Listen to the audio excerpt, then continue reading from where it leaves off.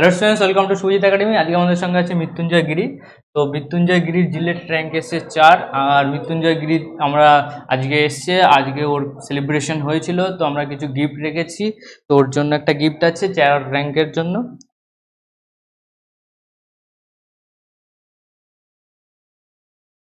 খুব ভালো পড়াশোনা করেছে, অনেক হার্ডওয়ার্ক করেছে। আমরা পুরো স্টোরি আজকে শুনবো ওর কাছ থেকেই। আর এটা হচ্ছে ওর লাইফ টাইম অ্যাচিভমেন্ট আমাদের একাডেমির থেকে। আর একটা ছোট্ট গিফট, যাতে স্কলারশিপ, যাতে ওর পড়াশোনায় হেল্প হয়। মৃত্যুঞ্জয়, তোমার এক্সপিরিয়েন্স আমরা সবই জানবো। তোমার র্যাঙ্ক আর মার্কস কত এসছে এক্স্যাক্টলি? আমি মৃত্যুঞ্জয় গিরি পূর্ব মেদিনীপুর থেকে আসছি। আমার জিটের 2024 র্যাঙ্ক হয়েছে 4 এবং মার্কস 5.8। 56.5834, এই হচ্ছে ওর র্যাঙ্ক কার্ড।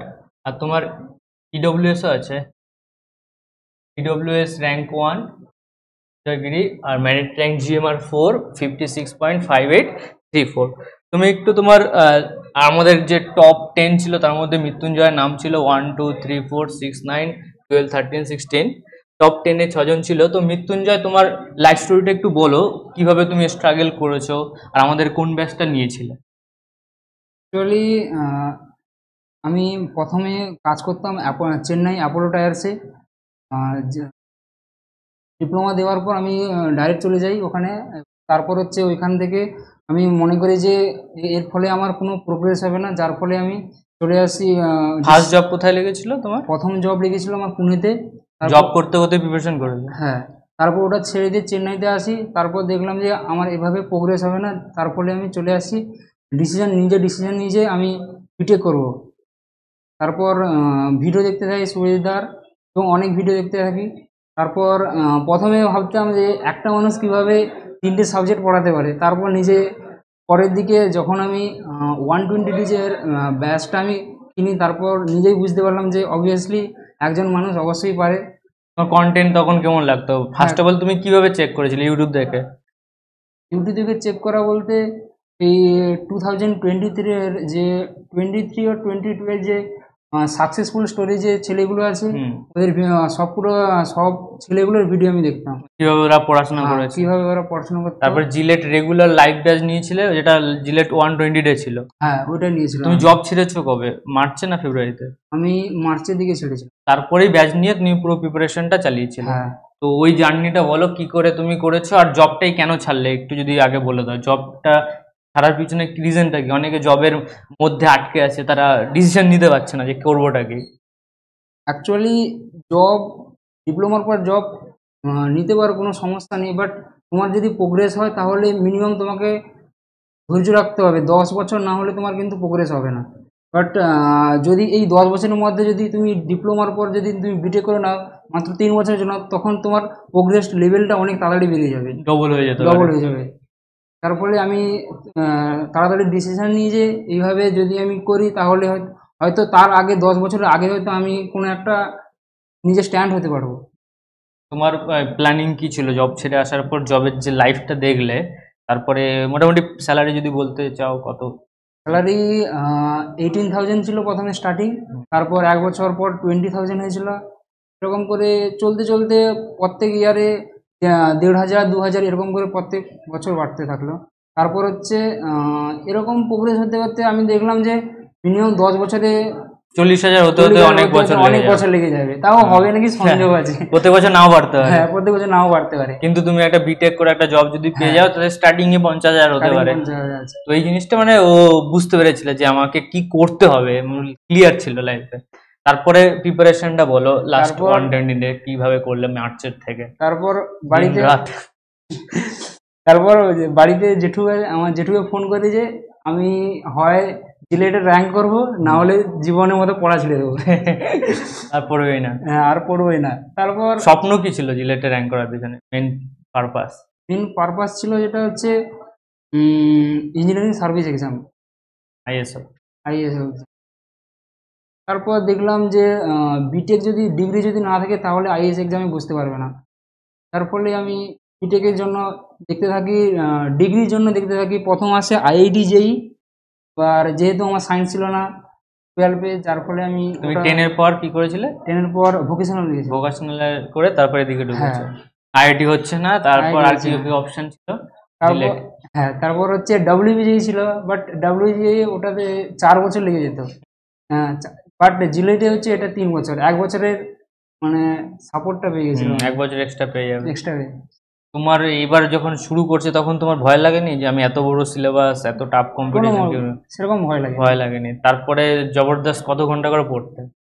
জবরদস্ত বলতে প্রথম থেকে তো সেরকম তো পড়ায় মন বসতো না, কারণ হচ্ছে টানা 3 বছর পুরো একবারে গ্যাপ হয়ে গেছিল, কিছুই মনে ছিল না, পুরো ডিটেচ পুরো পড়াশোনা? ডিটেলস। হ্যাঁ, তারপর প্রথম 2 ঘন্টা 3 ঘন্টা এরকম 6-7 ঘন্টা চলতো, তারপর লাস্ট 120 ডেজ স্যারের ব্যাচ নেওয়ার পর তখন হয়ে গেছিল কোনো দিন এরকম হচ্ছে ঘুমোয়নি। তখন বুঝতে পারছি অনেক পড়তে হবে, অনেক হ্যাঁ, কন্টেন্ট। তারপর মেন সমস্যাটা হচ্ছে এরকম তখন মনে হয়েছিল যখন হচ্ছে স্যারের ওই মার্কশিট, যে মক টেস্টগুলো, হুম। মক টেস্টের রেজাল্টগুলো যখন দেখতাম, কেউ 120, 60, আমি যখন 120 ডেজের ওই ব্যাচে নেওয়ার পর যখন আমি স্যারের ওই মক টেস্টগুলো দিই, তখন হচ্ছে আমার রেজাল্ট এসেছিল 32, 34 এরকম এসেছিল। খুব ভালো। তো ওদিকে 60 পাচ্ছে, 50 পাচ্ছে, ওখান হ্যাঁ। থেকে কি ভাবলে? ওরাও কিন্তু আজকে তারপর- তোমার পিছনেই আছে। হ্যাঁ, তারপর আমি ভাবলাম যে এরকম প্ল্যান করলাম যে যদি একটা একাডেমিতে যদি 30 মানে মিনিমাম হচ্ছে 10-12 জন আগে এগিয়ে আছে, হুম, হুম। তাহলে এরকম তো অনেক একাডেমি আছে মিনিমাম, তাহলে এটা যদি করা যায় তাহলে মিনিমাম আন্ডার 150-র বাইরে হবে। থ্যাংক। হ্যাঁ, তোমার যা 120 ওই কন্ডিশনটা যা ছিল, ওই কন্ডিশন ছিল। ওখান থেকে গ্রোথ কি করে করলে? ওখান থেকে এরকম রাত দিন করে রাত দিন জেগে? কন্টেন্ট কিরকম ছিল একাডেমি? কন্টেন্ট ভালো ছিল। আর পেপার, মক টেস্ট পেপারগুলো হ্যাঁ, মক টেস্ট WBJE লেভেল ছিল। ছিল। নেক্সট এক্সামের আগের 7 দিন বলো, কত কি প্রিপারেশন হলো? মানে কনফিডেন্স ছিল এক্সামের আগে? হ্যাঁ, কনফিডেন্স ছিল। সেই লেভেলে পড়েছো? কোনো এক্সট্রা কোনো কারিকুলাম নেই, শুধু পড়া পড়া? হ্যাঁ, না আমি বেশি পড়া বলতে আমি বেশিরভাগ রিভিশন করতাম। রিভিশন, হ্যাঁ, রিভিশন আর মক কোশ্চেন টেস্ট কম প্র্যাকটিস, নিতাম। Question practice. Question practice. JELET এক্সামটা কিরকম লাগলো? এক্সামের দিন এক্সাম পেপার কেমন লেগেছে? পেপার আমার যেটা ধারণা, এই এক্সাম এই কোশ্চেন পেপারে আমি জানতাম 80 অ্যাবাভ আসবে, 80 অ্যাবাভ আসে, বাট দেখলাম ম্যাথটা ইজি করেছিল? হ্যাঁ, পুরো ইজি ছিল, একেবারে ইজি। বাট আমার যেহেতু প্রিপারেশনটা তত ভালো ছিল না, যার ফলে তুমি যখন মার্কস ক্যালকুলেট করেছিল তখন আগে ক্যালকুলেট করিনি। ম্যাথ ক্যালকুলেটই করনি কেন? হয় তুমি জানতেই না যে আমার কত কি হবে? হ্যাঁ, আমি যেভাবে প্রথমে একটা আন্দাজ করেছিলাম ওই 48-50-র মতো, প্রথমে যেটা এক্সাম দেওয়ার পর যখন বাড়ি থেকে এটা দেখেছিলাম, বাট আমার আন্দাজ ছিল যে এইরকম যদি তাহলে মানে WBJE লেভেলে যে আপনার যে মক টেস্টগুলো ছিল ওখানে যদি 60-70 করে পায়, হুম, তাহলে এই লেভেলে কোয়েশ্চেনে তাহলে কিরকম পাবে। হুম। এটা আমি টার্গেট করেছিলাম যে 80 অ্যাবাভ আসবে এই বছর। নাম্বার অফ এক্সামের একটা টেম্পারমেন্ট থাকে, ভয়, হ্যাঁ, এক্সাম থ্রেড, মানে যখন তুমি মক টেস্টে যেই মার্কসটা পাবে ভাববে অ্যাকচুয়াল এক্সামে ওর থেকে 10 কম পাবে, এরকম ধরেই পড়াশোনা চালু রাখতে হবে। আর এবার পেপারে যখন এক্সাম পেপার হয় অনেক সিলি মিস্টেক হয় অনেক স্টুডেন্টের। তো তুমি নেক্সট ইয়ার স্টুডেন্টদের কি গাইড দিতে চাইছো, যারা তোমার তোমার লেভেলে আছে, যারা জবে আছে, তারা কিভাবে পড়া করবে? জব ছেড়ে করবে না জব থাকাকালীন টাইম ম্যানেজমেন্ট করে করবে? অ্যাকচুয়ালি যদি কেউ যদি ধৈর্য রাখতে পারে তাহলে জব করুক, কোনো সমস্যা নেই, বাট ওখানে নিজেকে একটু বুদ্ধি খাটাতে হবে যে এখানে যদি তুমি 10 বছর লাগে, ওখানে 4 বছরে 3 বছরে নিজেকে মেনটেন করতে পারবে। এইটাই আমি বলবো জবের ছেড়ে বিটেকটা করে নেওয়া ভালো। মানে এরপর আর চান্স হবে না, একবার একবার চান্স হবে না। হ্যাঁ, বয়স বেড়ে গেলে আর ব্যাক হ্যাঁ। আসতে পারবে না। ওকে, আর তোমার ফিউচার প্ল্যান যদি বলো, নেক্সট বিটেক কোন ডিপার্টমেন্ট নিচ্ছ? ইলেকট্রিক্যাল। কলেজ কি ছিল? Kingston polytechnic college, Barasat. বারাসাতে ছিল তো, কলেজের নাম রোশন করেছো। ইলেকট্রিক্যাল ইঞ্জিনিয়ারিং নেক্সট কি নিতে চাইছো? ইলেকট্রিক্যালি? নেক্সট ইলেকট্রিক্যাল ছাড়বে না তুমি, কিন্তু সিএসসি পেয়ে যাবে। নেবো না। তবু সিএসসি নেবে না, Interest ইলেকট্রিক্যাল নেই। নেবে। তো যে যে ডিপার্টমেন্ট আছে সেই ডিপার্টমেন্টই আমাদের ইনস্টিটিউটে অনেকে প্রেফার করছে, ডিপার্টমেন্ট চেঞ্জ করছে না। 3 র্যাঙ্ক যে আছে ও ইলেকট্রিক্যালি নিচ্ছে, ইলেকট্রিক্যাল শিফট করছে না। ইলেকট্রিক্যাল স্টুডেন্টই টপ 10-এ বেশি আছে। ইলেকট্রিক্যাল ছেলেরা আশা করি ভালোই হয়। তো নেক্সট গভর্নমেন্টের প্ল্যানিং আছে, গেট ফেট দেবে আশা করি, গেট আইএস এক্সাম।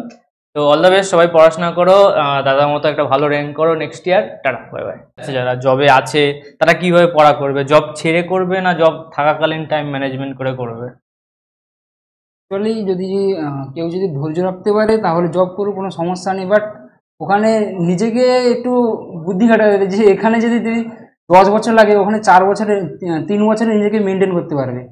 এইটাই আমি বলবো জবের ছেড়ে বিটেকটা করে নেওয়া ভালো।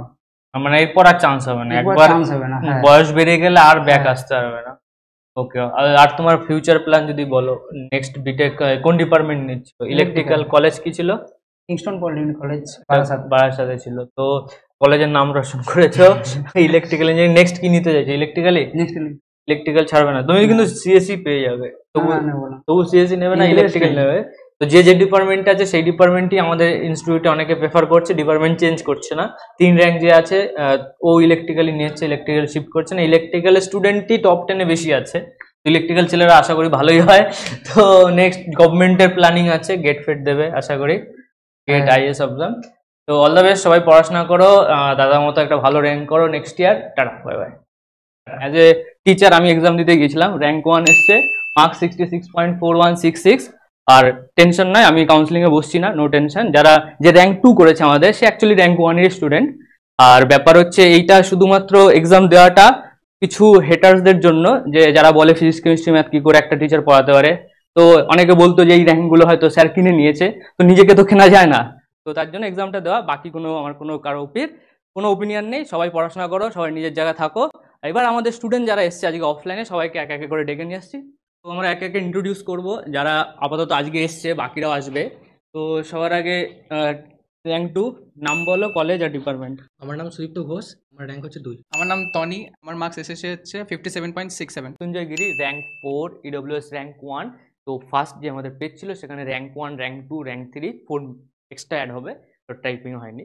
তো 1, 2, 3, 4, 6, 9 টোটাল 6 জন আছে আন্ডার 10-এ। আমার নাম ময়ূক সেন, আমার র্যাঙ্ক এসছে 6। 9 এমডি একটু প্রবলেম আছে, ফ্যামিলি প্রবলেমে আছে, তো আমরা নেক্সট এমডি কে নিয়ে আসবো। আমার নাম কুন্তল গোস্বামী। 12 তোমার মার্কস কত? 44.83। আমার নাম সায়ন দাস, আমি বিল ইনস্টিটিউট টেকনোলজি থেকে পাস আউট। আমার নাম্বার এসেছে 44.83। 44.83, 40.83। আমার নাম আয়ুষ সাহা, 16th র্যাঙ্ক করেছি জিলেটে এই বছর এক্সামে। আমার নাম নীলাভ ব্যানার্জি, র্যাঙ্ক হচ্ছে 46। আমার নাম সুমিত দণ্ডভাট, আর আমার মার্কস এসছে 37, র্যাঙ্ক 54। আমার নাম দীপাঞ্জন ঘোষ, আমার র্যাঙ্ক এসছে 100,